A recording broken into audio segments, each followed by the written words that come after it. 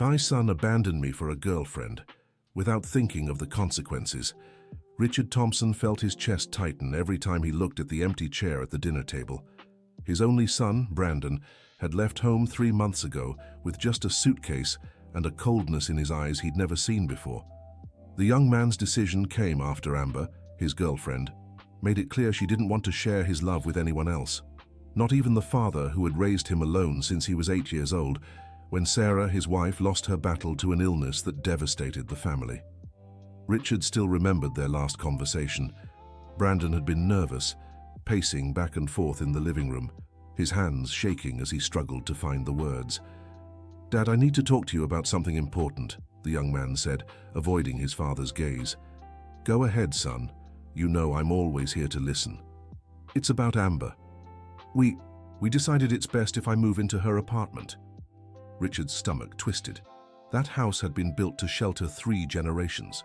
He himself had grown up there with his parents, then brought Sarah home to fulfill their dream of starting a family. And when Brandon was born, everything had seemed perfect. "But son, why the rush? You two can get married and still live here. The house is big, there's room for everyone." "No, Dad. Amber thinks that I need to grow up, be independent. She said, as long as I live with you, I'll never be a real man." The words cut like knives. Richard had dedicated 25 years of his life to raising that boy, working double shifts after becoming a widower, turning down relationships to focus entirely on his son's upbringing. "Brandon, are you sure this is your decision? Because those words don't sound like yours." "Yes, Dad," he snapped, with an aggression Richard had never heard before. "You don't understand. I love Amber, and I want to build a life with her. I can't depend on you forever." Richard tried to reason with him, reminding him of the plans they'd made together, the home renovations they'd dreamed up, the grandchildren he'd imagined playing in the same backyard where Brandon had grown up. But the young man seemed set on an irreversible choice. "All right, son, if this is what you want, I respect it. But you know this will always be your home, no matter what." Brandon just nodded and went upstairs to pack. That same afternoon, a small van arrived to collect his things. Amber was there, overseeing everything with a smile Richard found cold and calculating. She barely acknowledged her boyfriend's father. "Take care," was all Richard managed to say as they left. "You too, Dad," Brandon replied, but his voice sounded distant, as if he were already far away. Dear listener, if you're enjoying the story, don't forget to like and especially subscribe to the channel. It really helps us newcomers. Now, back to the story. The first days were the hardest. Richard wandered the house, hearing only the echo of his own footsteps. The TV seemed louder, the silence in Brandon's room deafening. He tried calling a few times, but the conversations were short and formal. Brandon always seemed in a hurry, or Amber was nearby, making remarks that cut off any attempt at closeness between father and son.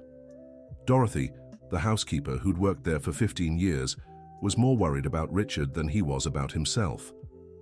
"Mr. Thompson, you're not eating right. I made your favorite dish and you didn't even touch it." "I'm not hungry, Dorothy. You can put it in the fridge." "You need to take care of yourself. Brandon will come back. I'm sure of it." "I don't know, Dorothy. He seems to have made his choice for good." The woman, a lady in her 60s who had watched Brandon grow up, shook her head sadly. She too had noticed the change in the young man since he started dating Amber.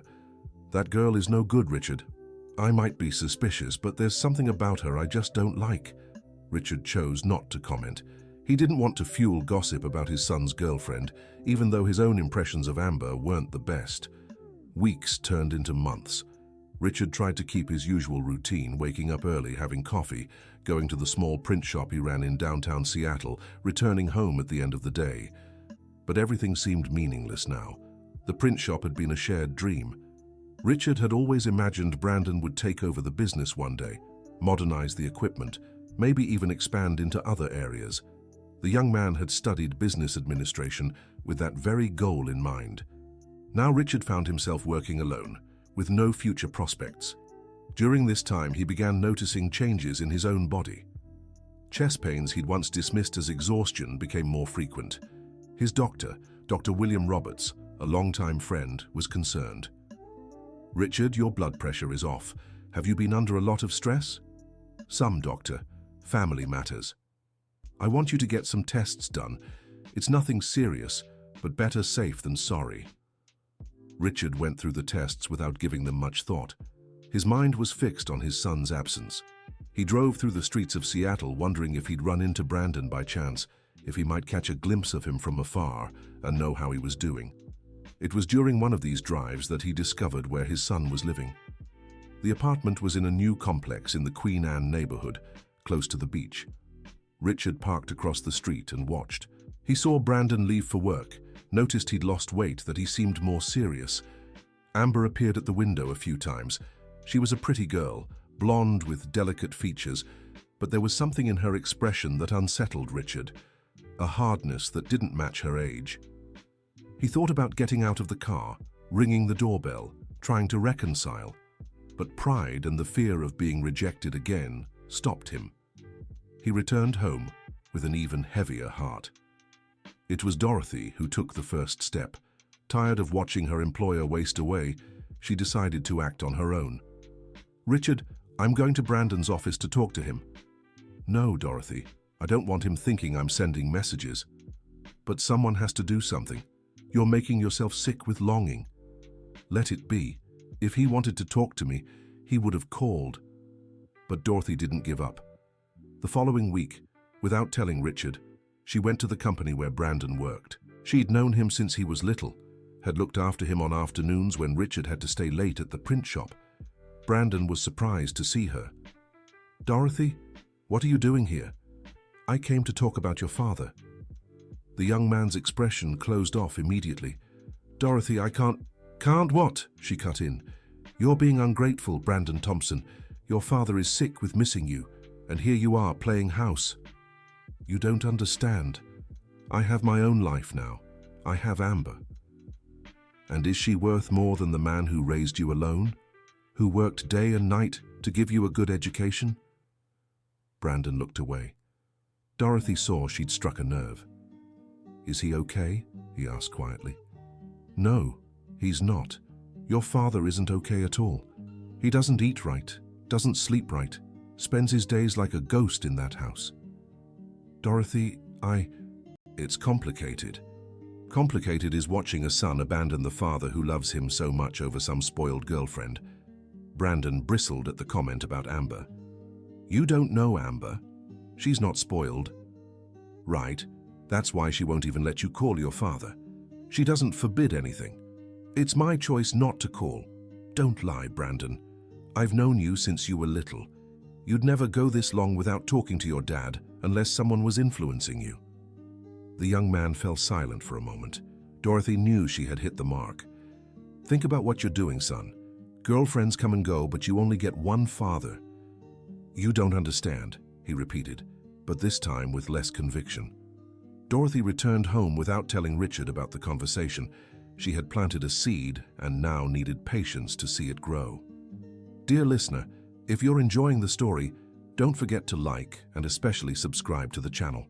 It helps us a lot as we're just starting out. Now back to the story. The test results Richard had taken arrived on a rainy Thursday. Dr. William called, asking him to come to the office urgently. "Richard, I need to speak with you in person. Can you come today?" "Is it serious, doctor?" "Let's talk here at the office. Bring a family member if possible." Richard hung up with his heart racing. He knew he had no one to bring. Brandon was out of his life, his parents were gone, and Dorothy, as dear as she was, wasn't family. At the office, Dr. William got straight to the point. "Richard, you need heart surgery. It's not extremely serious, but it can't wait too long." "Surgery? You have a problem with your heart valves. It's likely due to the stress you've been under, combined with age and family history. Your father had similar issues."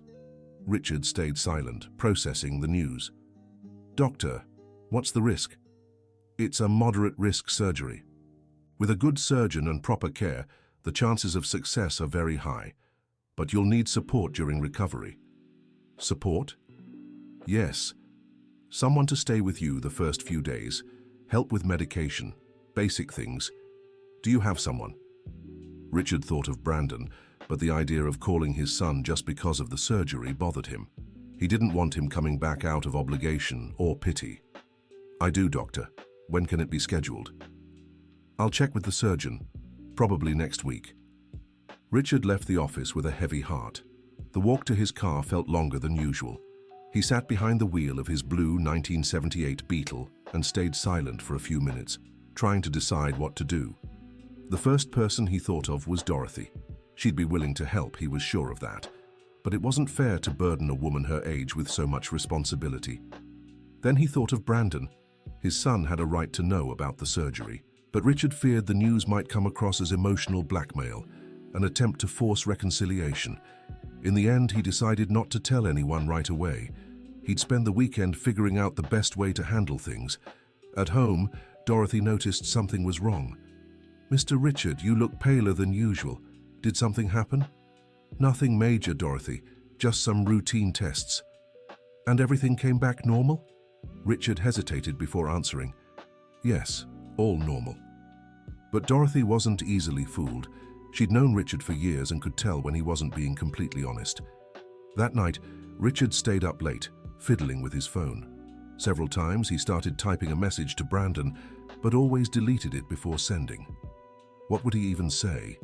"Son, I need surgery, and I need you." It sounded too manipulative. He opened his nightstand drawer and pulled out an old photo album. He flipped through the pages slowly, reliving moments from Brandon's childhood and teenage years. There were pictures from high school graduation, college graduation, trips they'd taken together. In one photo, Brandon must have been about 12. They were at the beach building a sandcastle. The boy was grinning from ear to ear, his hands and face covered in mud. Richard remembered that day perfectly. Sarah had taken the photo just before finding out she was sick. "Where did I go wrong, Sarah?" he whispered to the photo of his wife he kept on the nightstand. Over the weekend, Richard decided to drive around town. He stopped by the print shop, made sure everything was in order, and paid some overdue bills. He was getting everything in order in case he needed to step away for a while. On Monday, Dr. William called to confirm the surgery for the following Thursday. "Richard, have you talked to your family about post-op support?" "Still working on that, Doc.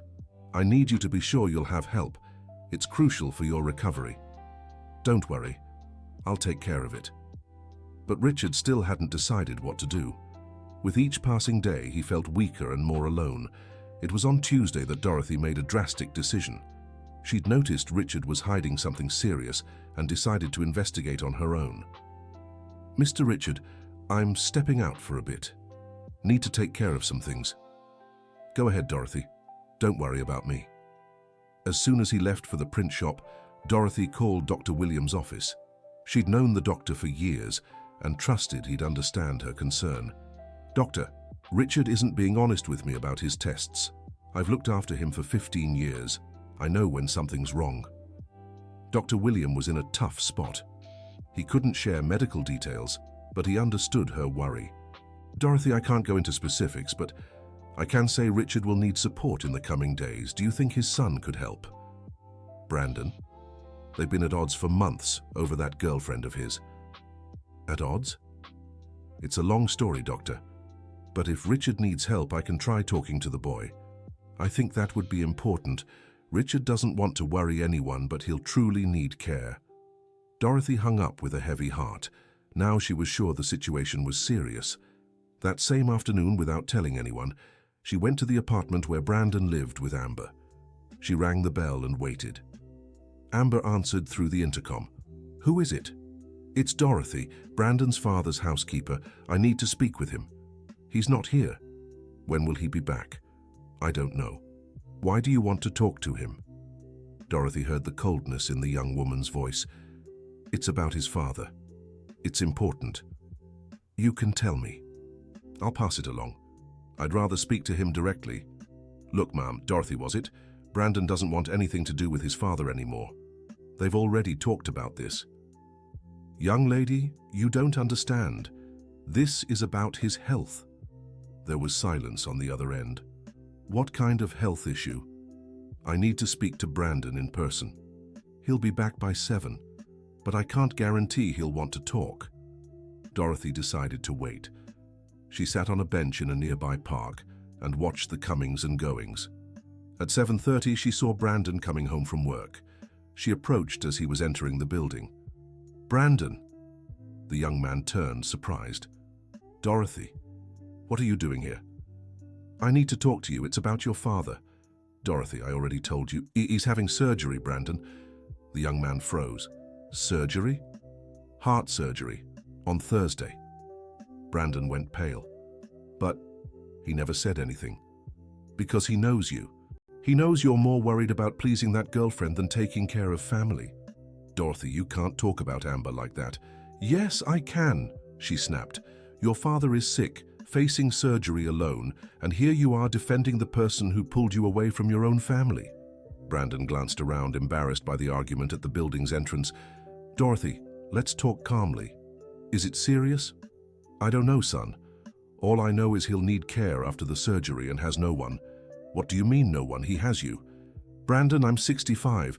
I can't carry your father, bathe him, stay up all night taking care of him. That's a job for younger family." The young man ran his hand through his hair, visibly nervous. I need to think." "Think? Your father could have complications during surgery, and you'll just sit here thinking." "It's not that, Dorothy. It's just complicated." "What's complicated? Caring for the man who raised you?" "Raised." Just then, Amber appeared at the building's entrance. "Brandon, is everything okay?" she asked protectively. "Hey, babe, this is Dorothy, the one I told you about." Amber greeted the woman coldly. "What's going on here?" Brandon hesitated before answering. "It's about my dad. He's having surgery." "And why did she come tell you here? Why not call?" Dorothy cut in. "Because it's a serious conversation, young lady.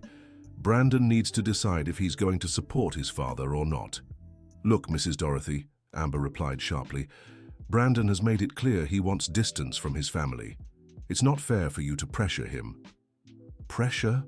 Dorothy raised her voice. "I'm talking about a sick father." Brandon stood between the two women, visibly uncomfortable. "Easy, everyone. Let's handle this calmly." "There's nothing to handle," said Amber. "Either you're with me or with them. We've talked about this." Dorothy looked at Brandon with pity. "See, she won't even let you visit your sick father." "That's not it," Amber defended herself. "He needs to learn to cut the cord." "Cut the cord? Girl, you don't know what you're talking about. This boy lost his mother at 8. Who do you think raised him?" Brandon grew increasingly agitated. "Stop, Dorothy. You don't need to share my life story." "Yes, I do, because this young lady has no idea what your father went through to raise you." Amber grabbed Brandon's arm. "Let's go upstairs, babe. We don't need to hear this." "Wait, Amber," Brandon said. "Dorothy, which hospital?" "Evergreen Medical Center, Thursday morning." "Okay, I'll think about what I can do." Amber pulled Brandon inside before he could say more. Dorothy stood on the sidewalk watching them go. She'd planted another seed. Now all she could do was wait. Upstairs, Amber was visibly upset. "Brandon, you can't let these people manipulate you like this." "Amber, it's my dad. He's having surgery." "So what? Adults have surgery alone every day. It's not your responsibility." "How is it not my responsibility? He's my father." "Brandon, we've talked about this. You need to live your own life. You can't always be running after your dad." "He never asked me to run after him. He's always been the one chasing me." "Exactly. And look how that turned out. You've become emotionally dependent."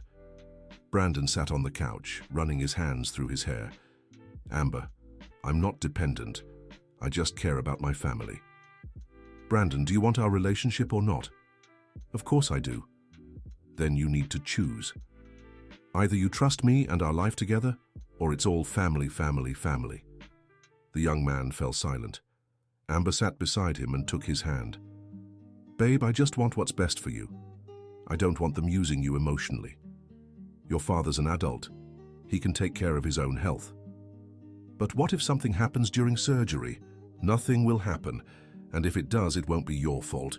Brandon lay awake all night, torn between emotions. On one side, the filial love that had always guided his life. On the other, the relationship that had become the center of his existence. The next morning, during breakfast, Amber brought up the subject again. "Have you decided what you're going to do about your father?" "I'm still thinking about it." "Brandon, If you go to that hospital, our relationship ends here. The young man nearly choked on his coffee. What do you mean? You heard me. I won't tolerate these manipulations anymore. Either you choose a mature life with me or go running back to Daddy. Amber, that's blackmail. It's not blackmail, it's an ultimatum. I'm tired of competing with your father. Brandon stood up from the table, agitated. You're being unfair. Unfair is having to put up with a boyfriend who can't cut ties with his family. He's my father, Amber, the only family I have left. And I'm your girlfriend, the woman you claim to love. Brandon left for work without giving a definitive answer, but Amber's words echoed in his mind. He truly loved her and couldn't imagine life without her. Throughout the day, he tried to focus on work, but couldn't stop thinking about his father's surgery. Several times he picked up the phone to call, but always changed his mind. By late afternoon, as he was leaving the office, he found Dorothy waiting for him. Dorothy, are you following me? No, son. I was just passing by and decided to wait for you. How did you know I worked here? Brandon, I've known you since you were little. I know where you work, what school you went to, everything about you. The young man sighed. What do you want? I came to give you some news. Your father decided not to tell you about the surgery. What do you mean? He doesn't want you to go to the hospital, said he won't force you into anything. Brandon was confused. But yesterday you said he needed support. And he does, but he knows you better than anyone. He understands you're in a tough spot with your girlfriend. Dorothy, You don't need to explain anything, Brandon. I just came to let you know. Your father's surgery is tomorrow morning at 7, alone. Alone how? Without family, just the medical team. Brandon felt his chest tighten. And you? Won't you be there with him? I'll take him to the hospital and pick him up afterward. But during the surgery, he'll be alone. Dorothy took a few steps back, then turned to him again. Brandon, your father never told you this, but when your mother got sick, he sold the car he had just bought to pay for her treatments. It was his dream to own that car. A blue 1978 Beetle he had restored with his own hands. I didn't know. There's a lot you don't know. When you started college, he took on 2 jobs to pay your tuition without telling you. He said he didn't want you to worry. Dorothy, and when you wanted to take that English course in your last year of college, remember how he said he had some extra money? That was a lie. He sold the brand new TV he had just bought and spent 2 months watching a tiny old tube TV he kept in the storage room. Brandon's eyes welled up. Why are you telling me this now? Because I want you to understand the kind of father you're abandoning. A man who always put you first in his life. Dorothy walked away for good, leaving Brandon alone with his thoughts. Dear listener, if you're enjoying the story, don't forget to like and subscribe to the channel. It really helps us newcomers. Now, back to the story. That night, Brandon came home later than usual. Amber was watching TV and didn't even glance at him when he walked in. Hi, honey. Hi, she replied coldly. Are you mad at me? I'm not mad. I'm thinking. Thinking about what? Amber turned off the TV and faced him. Our relationship, I don't know if it's working. Because of my father. Because of everything, Brandon. You can't let go of your family. There's always something involving your father. Amber, it's not always. It's just now because of the surgery. It's not just now. Ever since we met, you always mention your father. In the decisions you make, in the plans you set. You can't live your own life. Brandon sat down beside her. Amber, I love you. I don't want to lose you. Then prove it. How? By not going to that surgery tomorrow. Amber. It's simple, Brandon. If you really love me, you'll trust my judgment. If you go to that hospital, I'll understand that your family will always be more important than me. It's not about being more important. He's my father. And I'm your girlfriend, the woman you plan to marry. Brandon looked at her surprised. Marry? Yes, marry. Or do you think we're just playing house here? It was the first time Amber had mentioned marriage. Brandon had always dreamed of marrying her, but they'd never talked about it openly. Of course I want to marry you. Then you need to prove you're ready to start a family with me. A new, independent family. But that doesn't mean I have to abandon my father. Brandon, you're being dramatic. It's not about abandoning him, it's about setting healthy boundaries. The young man fell silent, processing the conversation.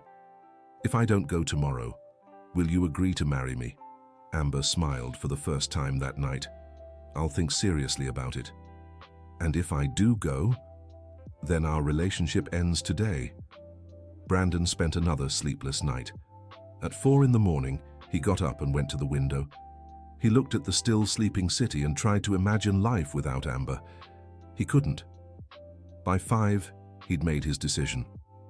When Amber woke up at 6:30, Brandon was still home. "Good morning, love," she said with a smile. "You decided to stay?" "I did." "That's good. I knew you'd make the right choice." Amber kissed him and went to make breakfast. Brandon checked the clock. 7. At that exact moment, his father was entering the operating room. Over breakfast, Amber was more affectionate than usual. "Brandon, I'm so proud of you." "Really?"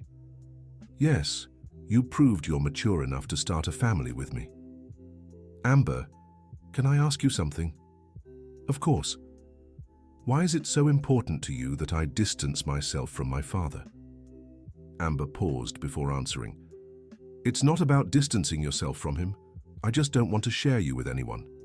When you're with me, I want you to be 100% present. But he doesn't interfere with our relationship." "Yes, he does, Brandon. Even when he's not physically here, you're thinking about him, worrying about him. That's not healthy." "Amber, that's normal for families." "Maybe for you it is, not for me. My family was never close like that. I learned to be independent early on." "What do you mean?" "My parents split when I was 10. My mom worked all day, my dad lived in another city. I learned to solve my own problems." Brandon understood her perspective a little better, but still felt uneasy. "Amber, I get your story, but that doesn't mean all families have to be distant." "Brandon, do you want to argue about this again? I thought we'd settled it." "Sorry, I don't want to argue." He finished his coffee in silence and left for work. All day, he couldn't focus. Every time the phone rang, his heart raced, thinking it might be news about his father's surgery. By 2 in the afternoon, he couldn't take it anymore. He called Dorothy. "Dorothy, how's my dad?" "Brandon, I thought you didn't want to know." "Of course I want to know. How was the surgery?" "It's still going. It started at 7, and the doctor said it could take up to 4 hours." "Is everything going okay?" "I don't know, son. No one tells me anything because I'm not family." Brandon felt a pang in his heart. "Dorothy, are you at the hospital?" "I am in the waiting room. Alone?" "Alone." "Dorothy, You don't need to explain anything, Brandon. I know you're in a tough spot." "What do you mean he's in a tough spot?" a woman's voice asked in the background. Brandon recognized the voice immediately. It was Amber. "Dorothy, is someone there with you?" "Yes, a young woman who says she's your girlfriend." "Amber? How did she find out?" "I don't know. She got here half an hour ago asking about the surgery."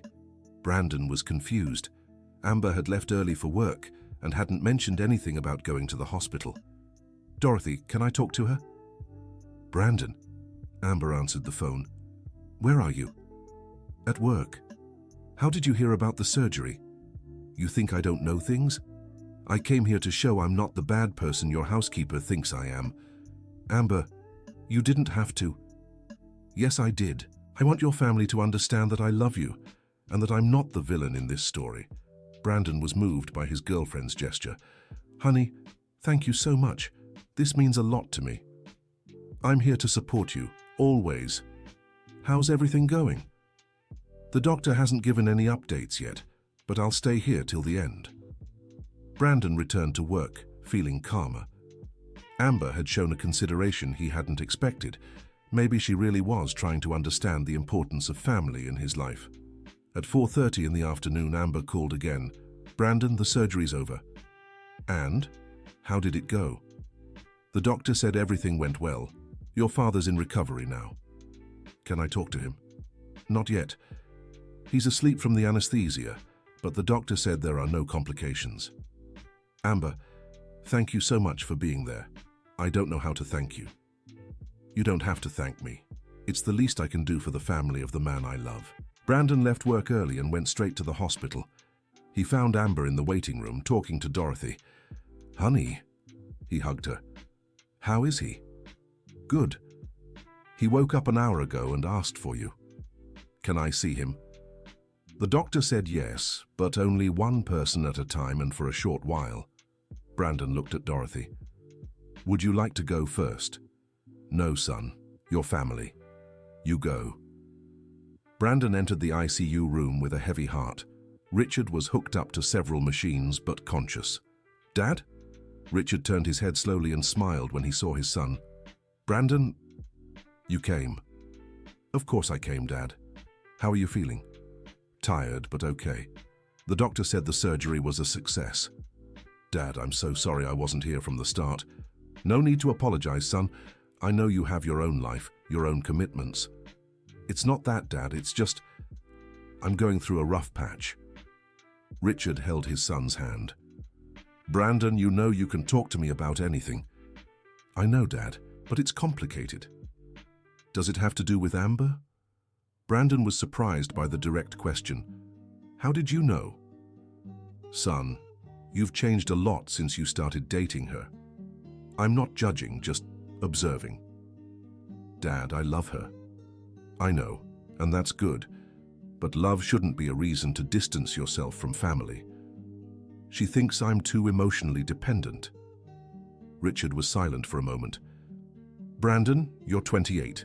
You're already a grown man, responsible, hardworking. If there's one thing you've never been, it's emotionally dependent. But she says that, son, be careful with people who try to change who you are. Real love accepts a person as they are." "Dad, I don't want to speak badly of Amber. I'm not asking you to. I'm just giving you advice from someone who's loved and known you for 28 years. The nurse entered the room. "I'm sorry, but visiting hours are over. The patient needs rest." Brandon kissed his father's forehead. "I'll come back tomorrow, Dad." "Son, don't worry about me. You have your own life to take care of." "There will always be room for you in my life, Dad." Richard smiled and closed his eyes.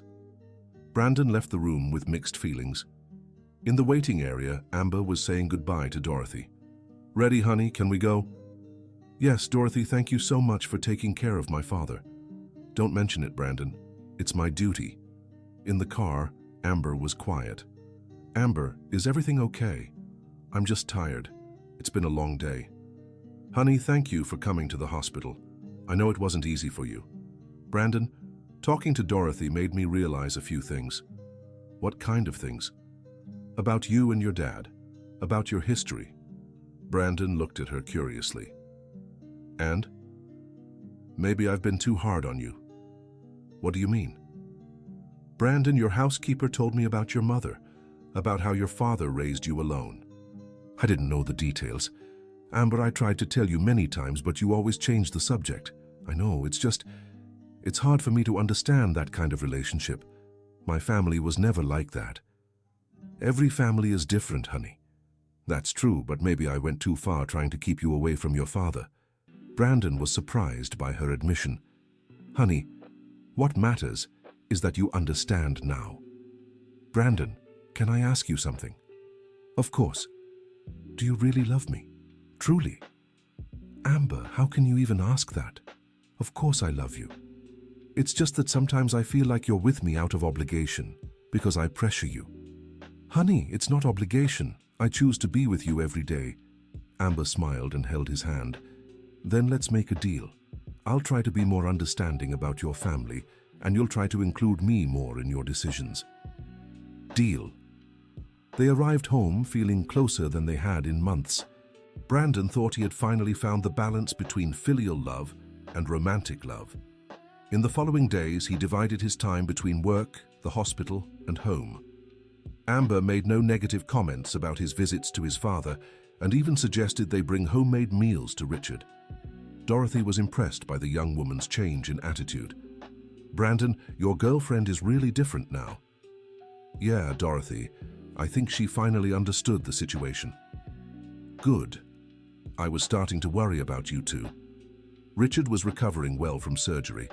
After a week, he was discharged and went home. Brandon offered to stay and care for him for a few days, but Richard insisted Dorothy was enough. "Son, you have your own life to tend to.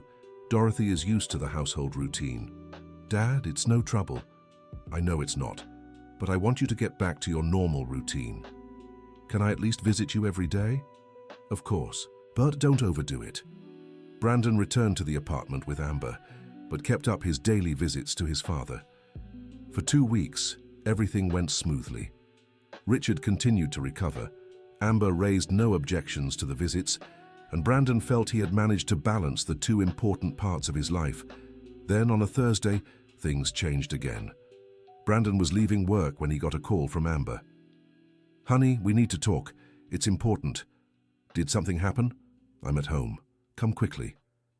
"I'm on my way." Brandon arrived home to find Amber sitting in the living room with a serious expression.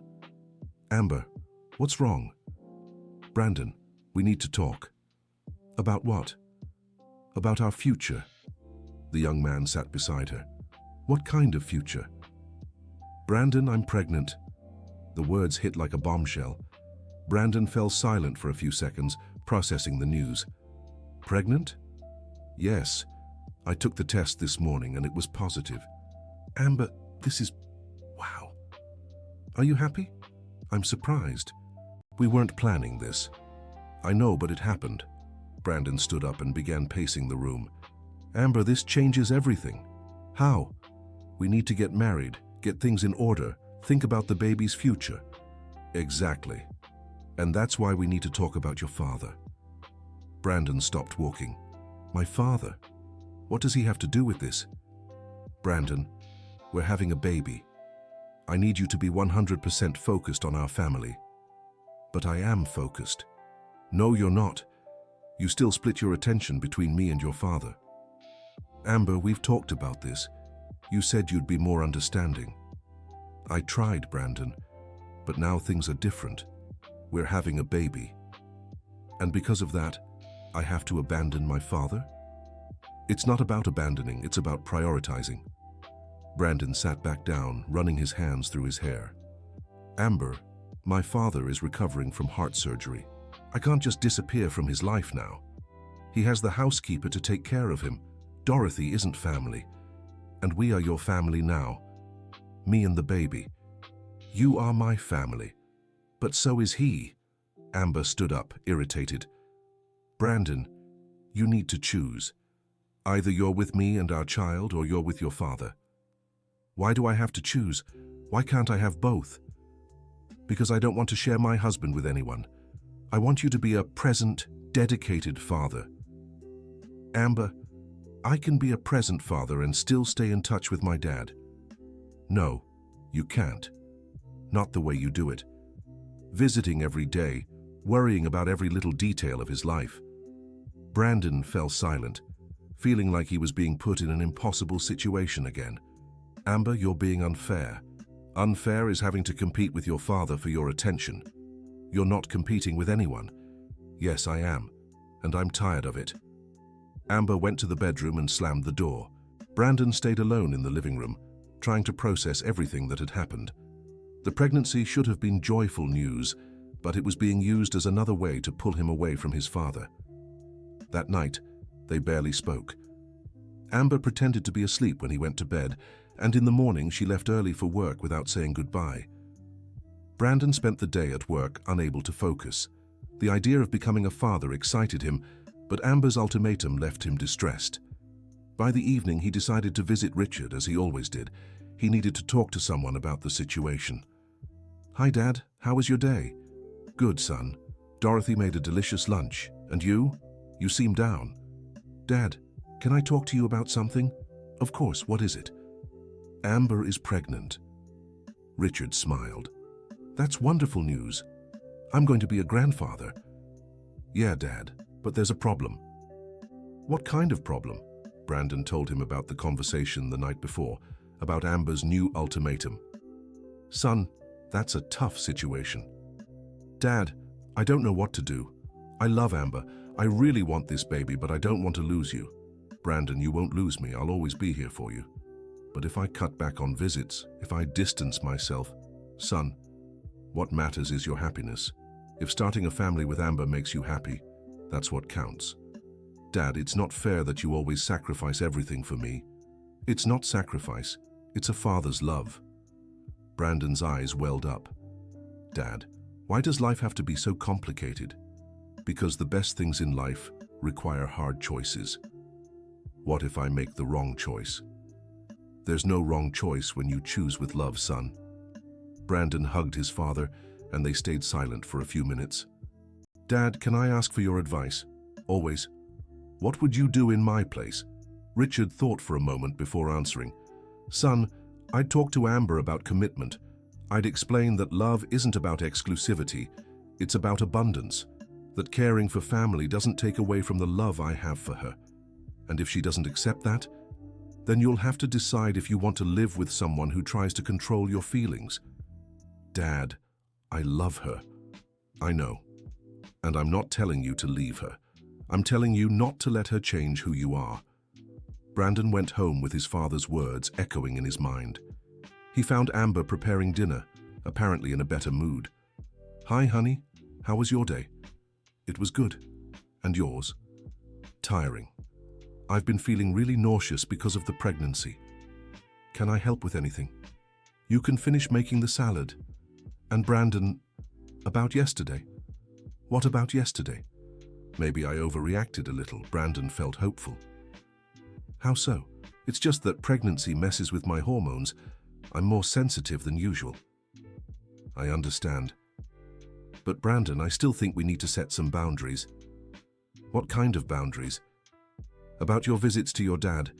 Maybe it doesn't have to be every day. Amber, he just got out of surgery. I know, but the housekeeper is there taking care of him. Dorothy can't stay with him 24 hours. Brandon, you can't stay with him 24 hours either. I'm not staying 24 hours. I just stop by for a quick visit every day. Every day is too much. For who? For me. For our relationship. For the baby growing inside me. Amber placed her hand on her belly in a gesture Brandon found manipulative. Amber, the baby isn't even born yet. How could it be affecting them? Brandon, the mother's stress affects the baby. And I get stressed when you spend more time with your dad than with me. But I don't spend more time with him than with you. Yes, you do. You work all day, come home, eat, and then go visit your dad. You come back late and go straight to bed. When do we ever spend quality time together? Brandon paused to think and realized she had a point. Amber, I can adjust my routine. I can visit my dad at times that don't interfere with our time together. Or you could cut back on the visits. Amber, Brandon, I'm pregnant. I need attention, care. I don't want to feel neglected. You're not neglected. I feel like I am. Brandon sat beside her. Honey, explain something to me. Why do you have such a problem with my relationship with my dad? Amber hesitated before answering. It's just, I'm scared. Scared of what? That you'll abandon me like my dad abandoned my mom. Amber, that doesn't make sense. My dad isn't going to make me abandon you. It's not that. It's just that men who are too attached to their family sometimes prioritize their birth family over the family they're building. Amber, where did you read that? I didn't read it anywhere. It's life experience. What experience? My mum lost my dad to his family. Her mother-in-law never accepted their marriage and kept causing problems until he gave up on the relationship. Brandon finally understood the root of Amber's fears. Honey, my dad isn't your ex-mother-in-law. He's always supported our relationship. Supported? Yes. He's never spoken badly about you, never tried to turn me against you. But he doesn't like me. How do you know? I can feel it, in the way he looks at me, the way he talks to me. Amber, my dad is a private person. It takes him time to open up to new people. We've been together for 3 years, Brandon. I'm not new anymore. But you hardly spend time together. How can he open up to you if you barely see each other? And whose fault is that? Yours, Amber. You're the one who avoids family events, who turns down dinner invitations at his place, because I feel uncomfortable. And how will you stop feeling uncomfortable if you don't spend time with him? Amber fell silent, realizing the logic in his argument. Brandon, it's hard for me. Why is it hard? Because I never had a close family. I don't know how to act in these situations. Brandon held her hand. Honey, you can learn. My dad is a good person. He'll accept you if you give him a chance. You think so? I'm sure of it. Amber was thoughtful for a moment. Brandon, can I ask you something? Of course. Can we meet halfway? How so? You keep visiting your dad, but not every day. And sometimes I'll come with you. Really? Really? I want to try to get to know your family better. Brandon was moved by the suggestion. Honey, that would be amazing. But you have to promise me one thing. What? That you'll be patient with me. I'm not used to this kind of family dynamic. I promise. They kissed, and Brandon felt he'd finally found a solution to the conflict. The next day he called Richard. Dad, can I come over today with Amber? Of course, son. What time are you coming? After lunch, is that okay? Perfect. I'll ask Dorothy to make that cake you love. Dad, Amber's pregnant. We wanted to share the news in person. What joy, I'm really going to be a grandfather. Yeah, Dad, you're going to be a grandfather. Brandon, I'm so happy, truly overjoyed. Brandon hung up the phone smiling. Finally, he'd be able to unite the two most important parts of his life. That afternoon, he and Amber went to Richard's house together. Amber was visibly nervous. Sweetheart, relax. My dad will be thrilled to get to know you better. I hope so. He will, you'll see. They arrived at the house and Richard greeted them with a huge smile. Amber, so good to see you here. Hi, Mr. Thompson. How are you feeling? Much better, thank you. Come in, come in. Dorothy had prepared a special snack and was radiant with their visit. What a joy to see you two here together, she said. That afternoon, Amber and Richard talked more than they had in 3 years of their relationship. The man shared stories of Brandon's childhood, showed old photos, and talked about his plans for the future. Mr. Thompson, Brandon told me you own a print shop. Yes, I do. It's small, but it provides a living. That must be interesting work. It is. I've always loved working with my hands, creating things. Brandon grew up in the shop. He knows every machine. Does he plan to take over the business one day? Richard looked at his son. That's his decision. I always dreamed he would, but I want him to do what makes him happy. Amber was struck by his answer. She was used to parents imposing their will on their children. Mr. Thompson, can I share some news? Of course. I'm pregnant. Richard stood up and hugged them both. What joy! Such incredible joy. I'm going to be a grandfather. Are you really happy? Amber asked. Amber, this is one of the best pieces of news I've ever received. My son is going to have a child. Amber was moved by his genuine reaction. Mr. Thompson, can I ask you something? Of course. What do you think of me? What do you mean? Do you like me? Do you think I'm good for Brandon? Richard was surprised by the direct question. Amber, I think anyone who makes my son happy is good for him. But what about me, as a person? You seem like a smart, determined young woman, and you're carrying my grandchild. That already makes you special to me. Mr. Thompson, can I be honest with you? Of course. I was afraid I wouldn't be accepted by your family. Why would you think that? Because you're all so close. Sometimes I worried there wouldn't be room for me. Richard took her hand. Amber, love isn't a limited resource.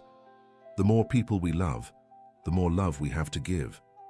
I never thought of it that way. It's true. When you were born, your mother didn't love your father any less, right? She just expanded her capacity to love. Yeah, that makes sense. It's the same with family. When you became part of Brandon's life, our family grew. It didn't shrink. Amber's eyes welled up. Mr. Thompson, I'm sorry if I was distant with you. No need to apologize, dear. I understand it's hard joining a new family. Yeah, it really is. But now you're not new anymore. You're part of the family. Amber stood and hugged Richard. Brandon watched the scene, deeply moved. Dad, thank you so much. What for, son? For being the father you are. For accepting Amber the way you did. Brandon, she's going to be the mother of my grandchild. How could I not accept her? They spent the rest of the afternoon talking about the pregnancy, plans for the baby, and the family's future. As they were leaving, Richard pulled Amber aside. "Amber, can I ask you a favor?" "Of course." "Take good care of my son. He's a good man. He deserves to be happy." "I will, Mr. Thompson, I promise. And let me take care of you too. I want to be a present grandfather." "Of course, we want that too." In the car on the way home, Amber was quiet. "Sweetheart, what did you think of my dad? He's a special person, Brandon. He really is. Now I understand why you're so attached to him." "You do?" "Yes. He loves you unconditionally. That's rare to see." "Amber, now do you understand why it was so hard for me to distance myself from him?" "I do, and I'm sorry for trying to force you to do that. You don't have to apologize. What matters is that we've found a balance now." "That's true. And Brandon?" "Yes? I want our son to have the same kind of relationship with you that you have with your dad." "Sweetheart, that's beautiful of you to say." "It's true. I want you to be a present, loving father, just like your dad was with you." Brandon took her hand and kissed it. "I will be, my love. I promise." The following weeks were the most harmonious they'd ever had. Amber started joining Brandon on visits to his father, attended Sunday dinners, and asked questions about the family's history. Richard was overjoyed by the change. Finally, he could dream of a future where his son would stay close and he'd get to know his grandchild. Dorothy was also happy with the new dynamic. "Mr. Brandon, it's so nice to see your girlfriend more comfortable here at home." "Yeah, Dorothy. She just needed time to adjust. Sometimes people are afraid of what they don't know." "That's true." A month after the reconciliation, Brandon decided to take an important step.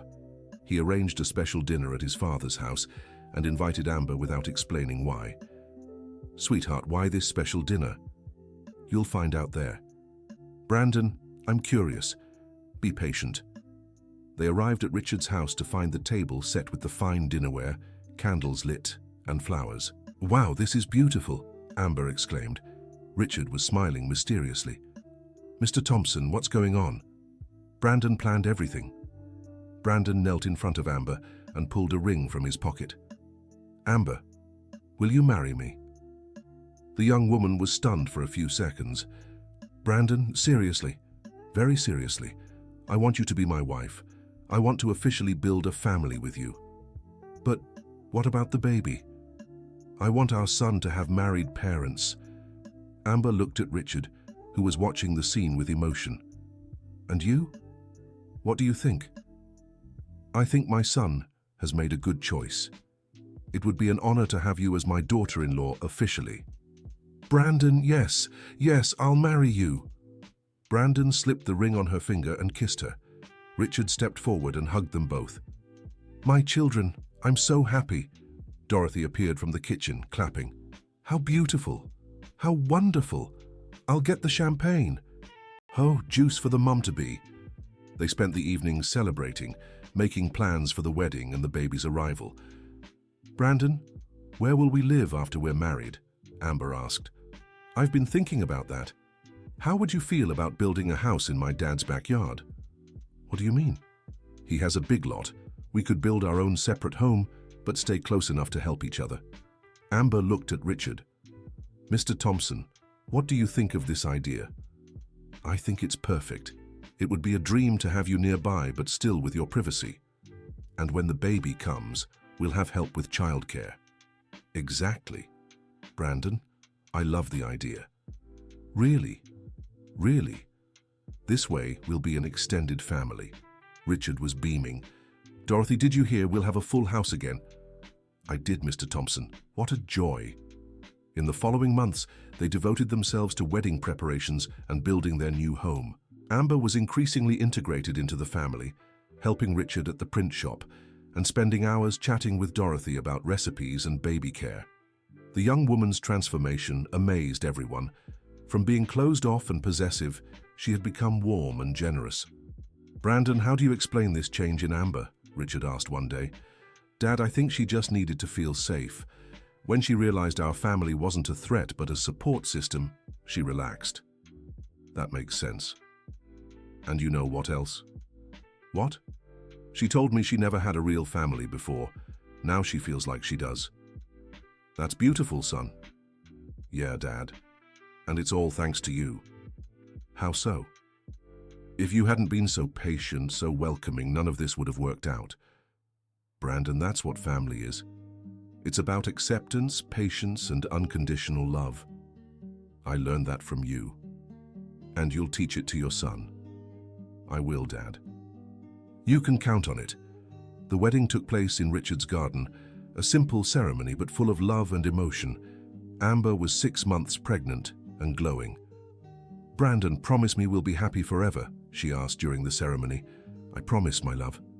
And promise we'll raise our child with so much love. I promise. And promise we'll never forget the importance of family. I promise. They kissed, and Richard couldn't hold back his tears. Dorothy, I'm so emotional. Me too, Mr. Richard. Seeing this family united like this is a blessing. The small house they built was finished a month before the baby arrived. It was modern, comfortable, but connected to the main house by a shared garden. Love, what do you think of our new home? Brandon asked. It's perfect. We have our privacy, but your dad is right nearby. And when the baby comes, he'll have 2 grandparents to look after him. 2 grandparents? My dad and Dorothy. She already considers herself a grandma. Amber laughed. It's true. She's more excited than we are for the baby to arrive. 3 weeks later, in the early hours of a Tuesday, Amber went into labor. Brandon, I think it's time. Really? Already? The contractions are 5 minutes apart. Brandon rushed to his father's house. Dad, Amber's in labor. Richard jumped up. I'll get the car. Dorothy, the baby's coming. She appeared already dressed. I've been waiting for this moment. Let's go. They hurried to the hospital. Amber was nervous, but Brandon held her hand the entire time. Love, it's okay. Soon our son will be here. Brandon, I'm scared. Don't be afraid, I'm right here with you. Richard and Dorothy waited anxiously in the lobby. Dorothy, I'm as nervous as if it were my own child being born. Me too, Mr. Richard. This baby will be so loved. After 6 hours of labor, the baby arrived, a beautiful, healthy boy who cried loudly the moment he was born. Brandon, he's perfect, Amber said, crying with emotion. Yes, my love. He's perfect. The doctor brought the baby for them to hold. What will you name him? Brandon looked at Amber. Richard Brandon Thompson. Richard Brandon? Yes. Richard after Grandpa and Brandon after Daddy. Richard, who had been watching from the doorway, heard the name and burst into tears. Dorothy, they named the baby after me. Of course they did, Mr. Richard. You're the family patriarch. When they were finally allowed into the room, Richard approached his granddaughter-in-law and great-grandson. May I hold him? Of course, Grandpa, Amber said, smiling. Richard cradled the baby with the care of someone who'd done it before. Hello, Richard Brandon. I'm your grandpa.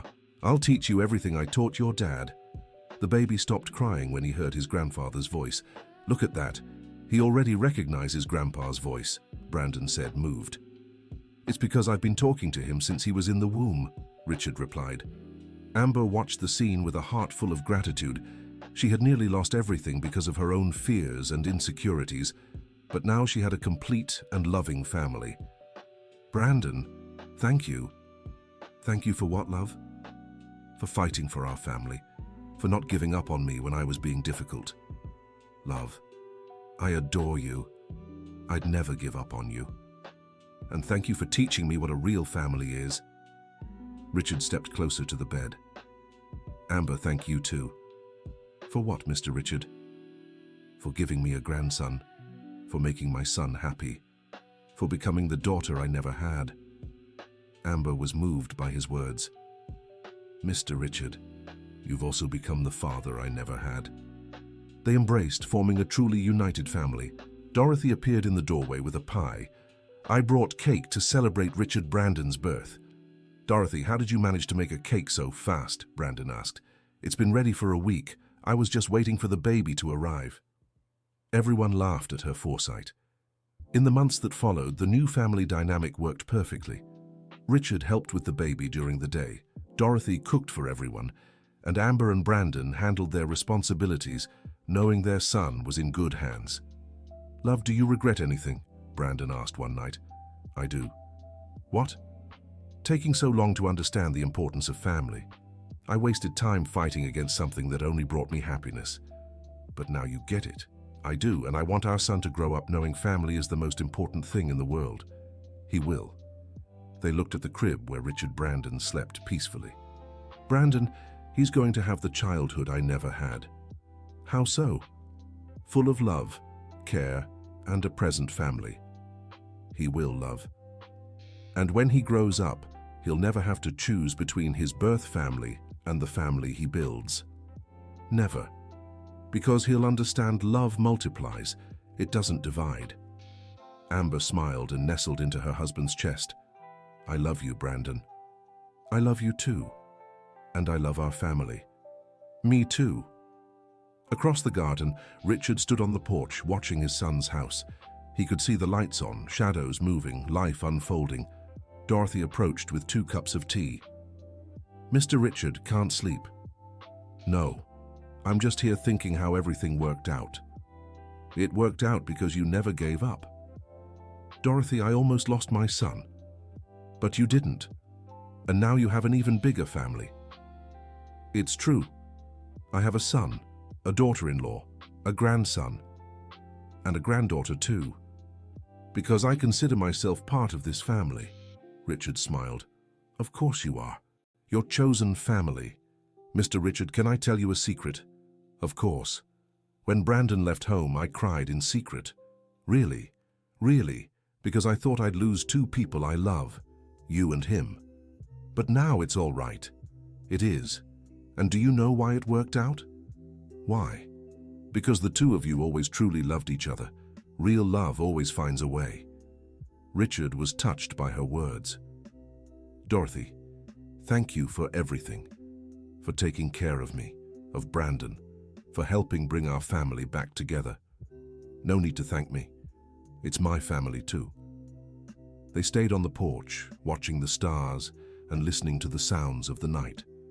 The house was full of life again, full of love, full of hope.